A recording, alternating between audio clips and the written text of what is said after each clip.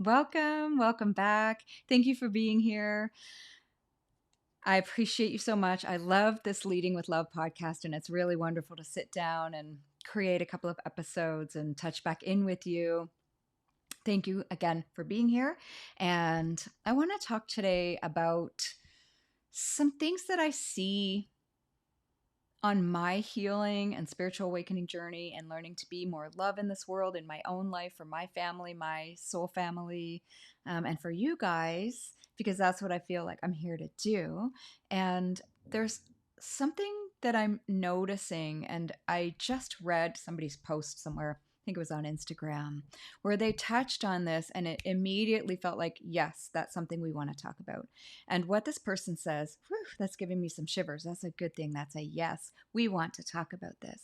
So it has to do with being on a never ending healing journey. What this person had said was, we don't always need to sit with our feelings. And it's true that when we start a healing journey or an awakening journey or a spiritual journey path, however you want to look at that, that we do have to look at what has been driving us, what unconscious dynamics, behaviors, beliefs, codependencies, pains that we don't want to look at.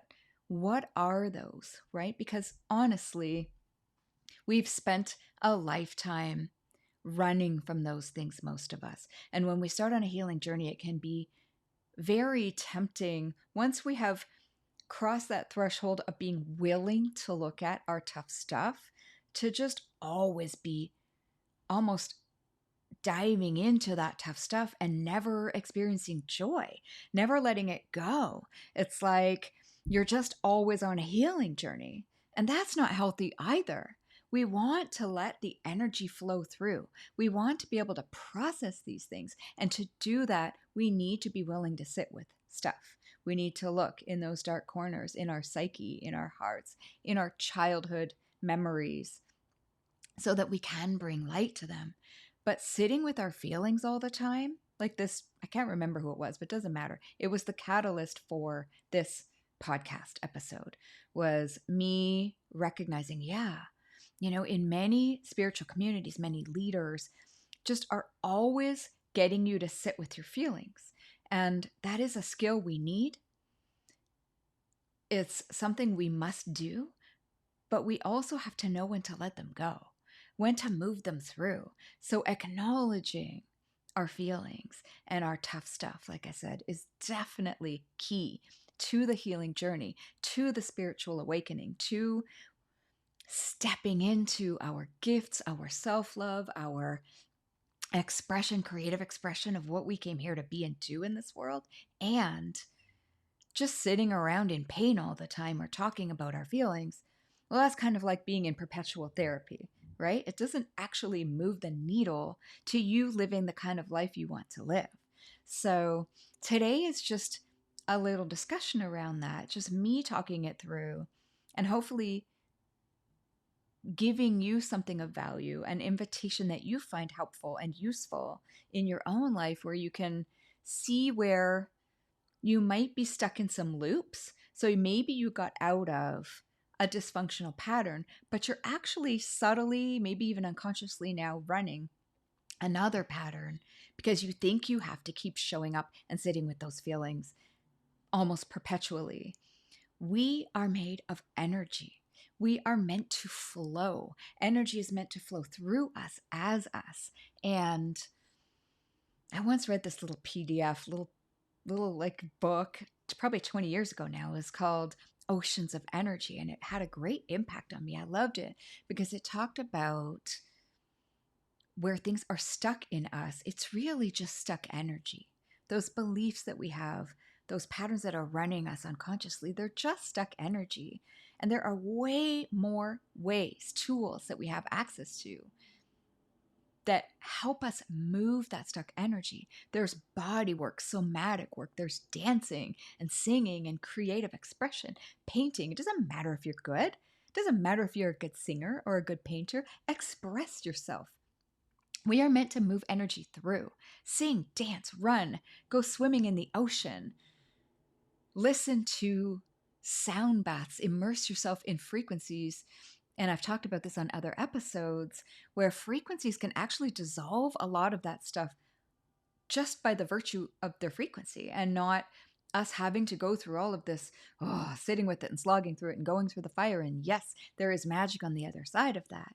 And it does have to happen as part of the journey, but not the whole journey. You know, we don't always have to be healing. We can be expressing. We can be focusing on something else, like what brings me joy, what makes me feel love for myself, what makes me feel loving, what makes me feel lighter, quite literally lighter in my body. What are those things for you? Because we can have, and we do have, emotional catalysts, energetic catalysts that open up something for us. And those things aren't always easy. They're often tough things, like the death of loved ones, or someone leaving you, or you lose a job, or you lose all your money, or, there's a few that are pretty typical for many people. And those rock bottom moments can help us open up to the truth of the things that we need to look at. But if we stay there, if we don't evolve, if we don't bring light and love into that process and movement of energy, that energetic flow, then it's not going to help. It doesn't do anything. It just keeps us stagnant in yet another pattern. And I think this is just an invitation for all of us to look at where we're stuck in the healing loop, or in the I need to sit with this loop. So now I don't want to repeat myself, so I'm going to wrap this up. But just think about, maybe one good way to go back to this would be, think about if you go back just on your own timeline, and what are those few key things, because we all have them. They work with this in timeline therapy, right? What were those key few moments in your life where you made decisions about yourself and what is possible and what is not possible, and things that hurt you?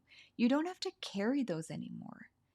You can actually release them. You can dance them out. You can breathe. You can do breath work. You can do so many things to get those out of your body and start some new expressions. And don't have those things defining you as who you are. They may have been in the past. They are not who you are. They are just beliefs. They're just stuck energy.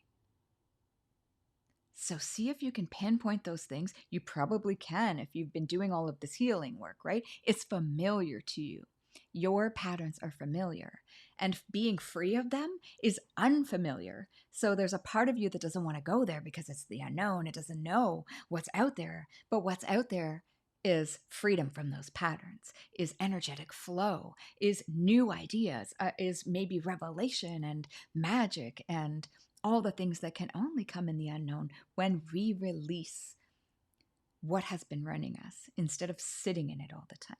I hope that this makes some sense for you. Sometimes I get an idea and it's so gorgeous energetically, but I don't always have the words to express it. So I appreciate however you receive this. I hope that it has done something for you today. Just maybe planted a seed. The next time you are in a sweat lodge or a healing group or a Zoom call or a meditation, and you feel those familiar patterns that you have, you can just ask yourself, can I release this? Can this just go now? What would be on the other side of that if I do that? Just planting that seed for you. I'll leave it at that. So thank you again for being here. Join us on Love Notes and Telegram if you want a little hit every day.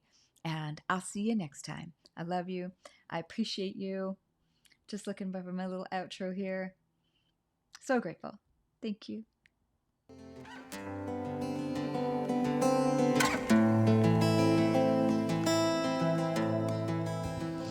Wherever you are and whatever you're doing, I hope you enjoyed this episode and it helped you open your heart, feel inspired, and know that we are all connected. Please subscribe and share so this work can touch more people. This is how we co-create the world we want to live in. Thank you so much again for joining us, and talk to you next time.